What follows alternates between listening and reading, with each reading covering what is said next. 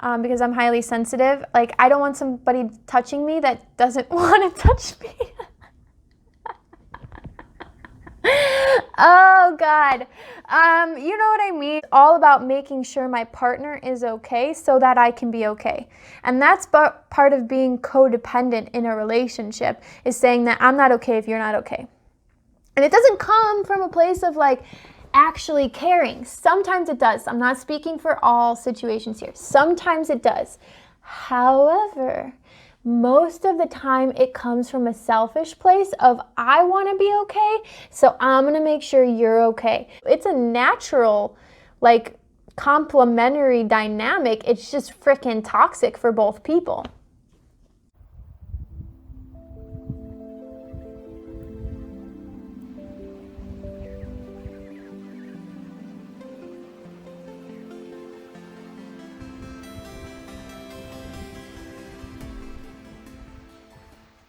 So,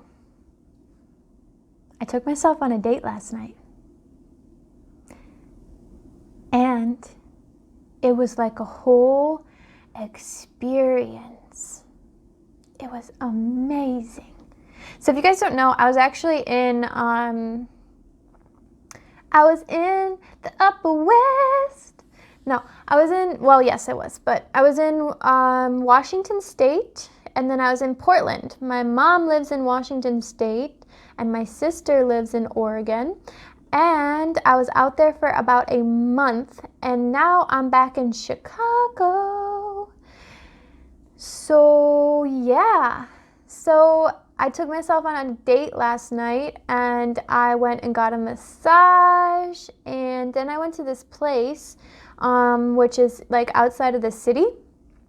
And I went and got, they're like basically like Chinese chicken wings. They're like super spicy. They call them lollipop chicken wings. Let me know if you've had them before. They're amazing. But yeah, this is something, actually this whole date was something that like would have been inspired by my last significant other, because this is like so like literally to a T places that we have gone together before. So it was kind of like a reminiscent thing because we're not together anymore. And, you know, like, it was really like I don't know, like a recognition of everything that he's brought to my life, you know, because these are not things that I would have really done before that. Not that I wouldn't have taken myself on dates, but like I wouldn't have gone through such lengths to like bring pleasure and enjoyment to myself.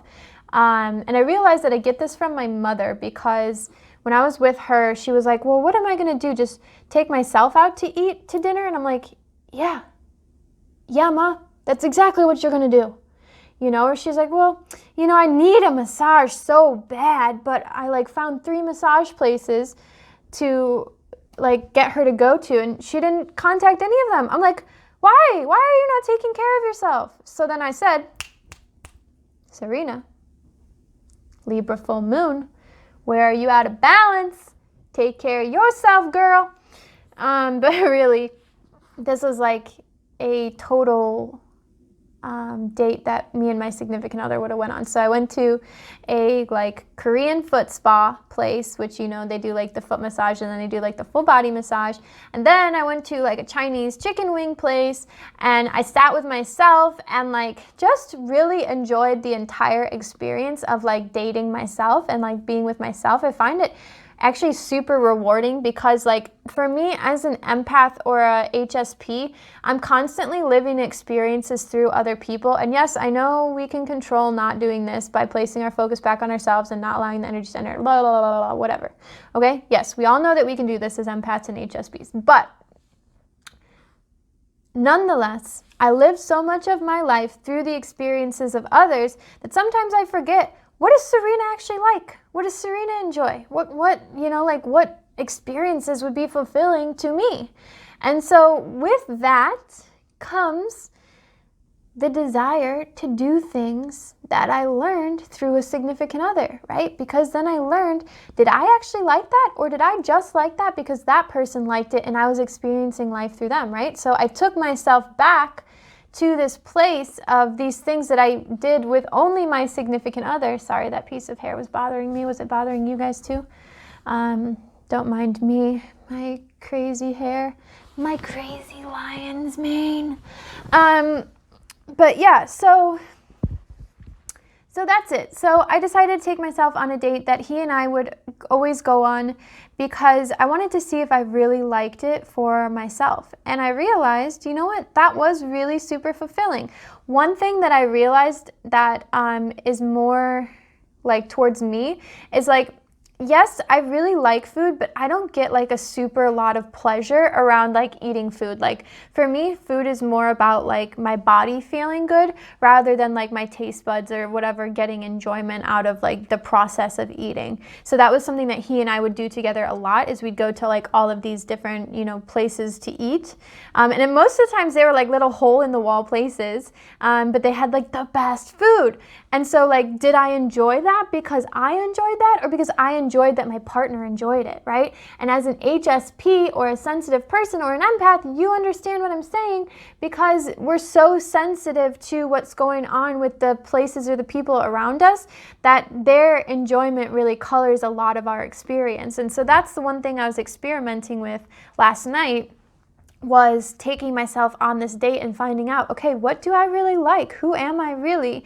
What do I enjoy? What are the things that bring me life, And definitely getting a massage is one of those that's still like really just, we carry so much tension in our bodies that we just need to do it. We need to do it. Like, a lot of, this is the other thing too, that I'm much more specific about than my significant other was, is who's touching me.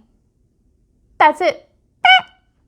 I know that sounds funny, but it really makes a big difference when you are like, part of the enjoyment of a massage, right, is being able to relax. And if you can't relax, then how are you going to enjoy the massage? And if you can't relax because you're putting up a shield to keep the other person's funky energy out of you, then it's not even worth getting the massage. So that's something I, as myself, like have to be more careful about than my significant others, because I'm highly sensitive. Like, I don't want somebody touching me that doesn't want to touch me. Oh God. You know what I mean? I don't want somebody touching me that's massaging me that's not enjoying their job, or that's having a bad day, because that will literally like seep into me, and then I'll feel worse after the massage rather than better. And that's like, okay, well, shit, what was the point of that? Can I have my money back, please? But really, yeah, so I highly suggest taking yourself on dates just by yourself, because like, I don't know, it's good for you. It's good for you to see what you like without the coloring of experience through others. Like, especially one thing that's super big, I think, for empaths and highly sensitive people is our desire to be with others just to make sure we're okay. So, okay, I'm going to explain this a little bit more in depth, but essentially, we have this ability, and this is something that usually shows up in childhood because we might have instability within our relationships in childhood, and that could be our friendships, that could be our siblings, that could be our parents. Generally, it's the parents. Ding, ding, ding, ding, ding, ding, ding. But it could be anything.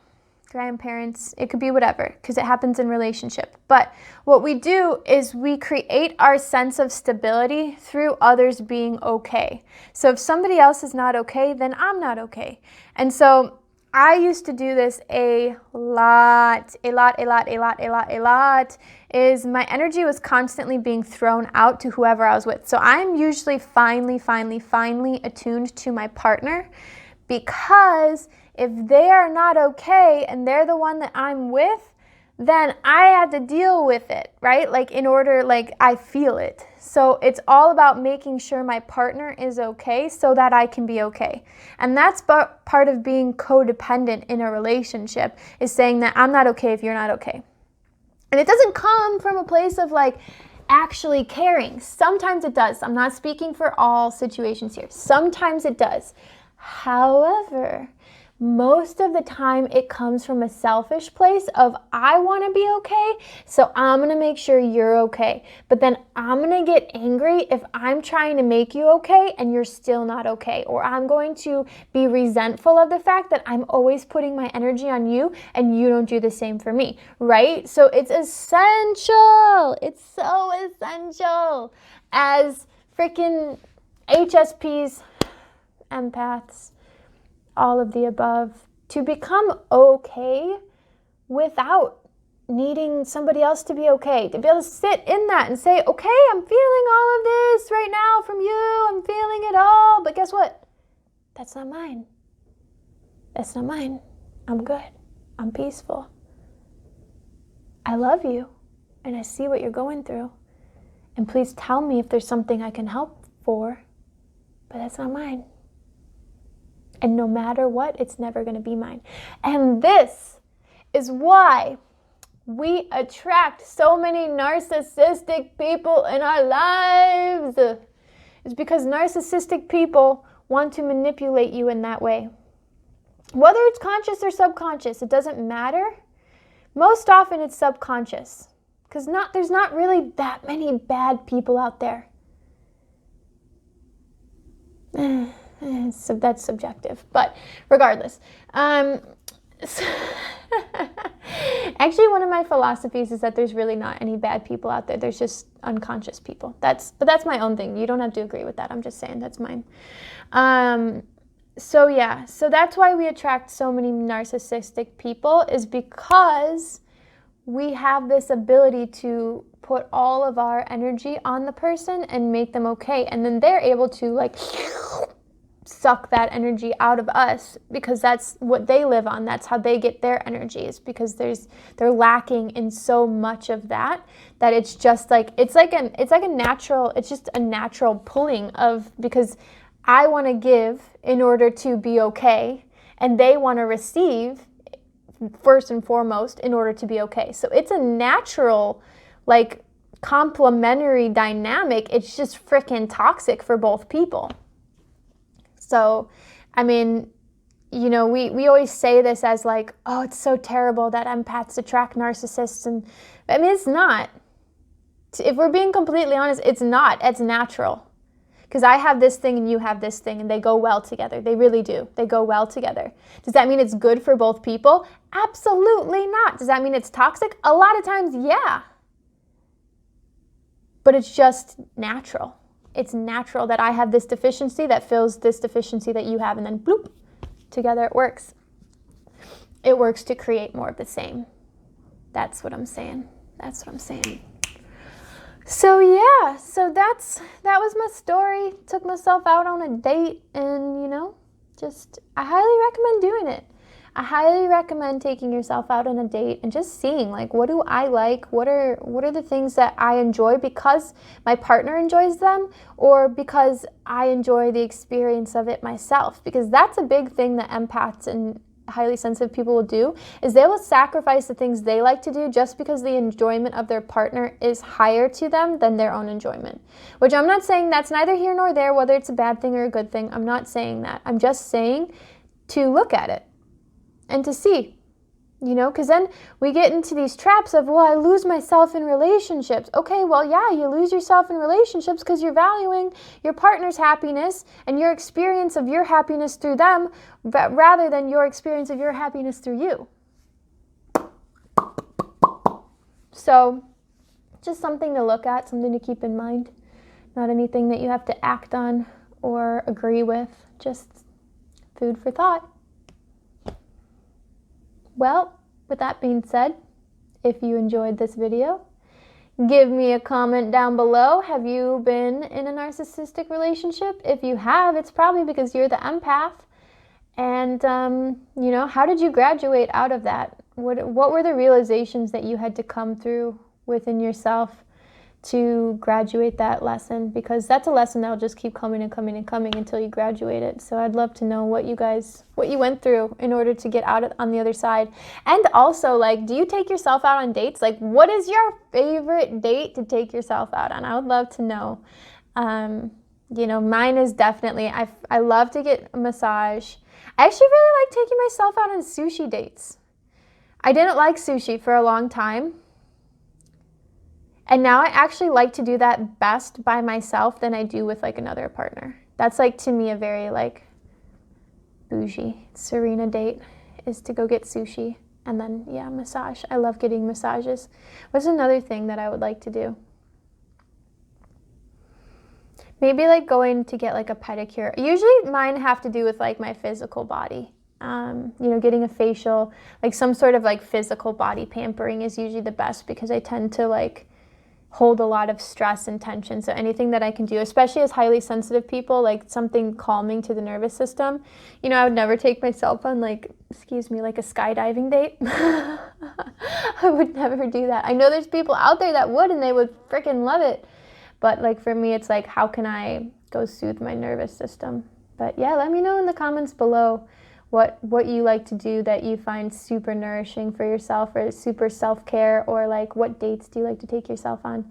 But thank you guys so much for watching. Like, comment, subscribe down below, and we will see you next time. Big love, Serena.